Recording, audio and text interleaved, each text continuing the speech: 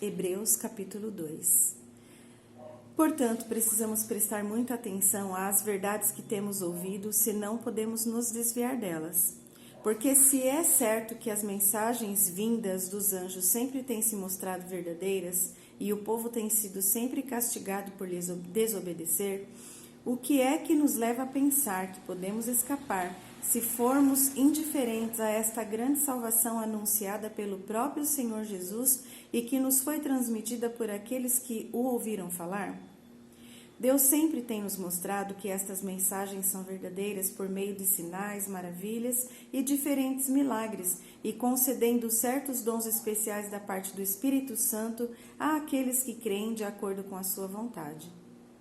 E o mundo futuro a respeito do qual estamos falando não será dirigido por anjos, porque em certo lugar das Escrituras alguém diz: que é o homem para que o Senhor se preocupe tanto com ele? E quem é este filho do homem para que o honre tão magnificamente? Porque, embora o tivesse feito durante pouco tempo menor do que os anjos, agora o coroou de glória e de honra, e o colocou como responsável absoluto por tudo quanto existe. Não fica nada fora do seu domínio. Ainda não vimos tudo isso acontecer, mas vemos sim Jesus, que por um momento foi feito menor do que os anjos, coroado agora por Deus com glória e honra, porque ele sofreu a morte por nós. Ora, pela graça de Deus, Jesus provou a morte por todas as pessoas. E era justo e conveniente que Deus, de quem tudo provém e por meio de quem tudo existe, permitisse que Jesus sofresse, porque ao fazê-lo, ele estava levando filhos à glória. Porquanto, por meio do sofrimento de Jesus, ele tornou-se perfeito como autor da salvação deles.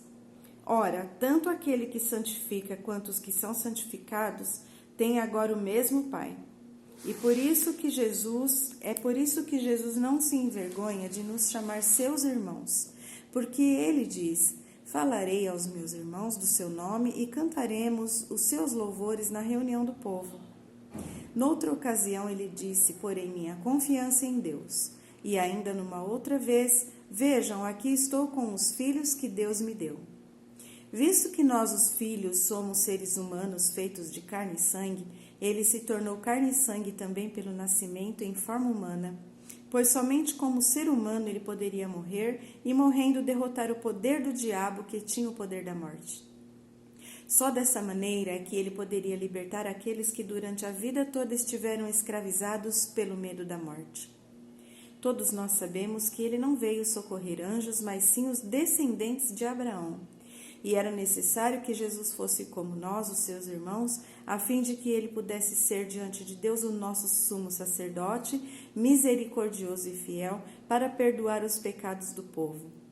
Pois visto que ele próprio agora já passou pelo sofrimento e pela tentação, quando sofremos e somos tentados, ele sabe como é isso e assim é capaz de nos ajudar.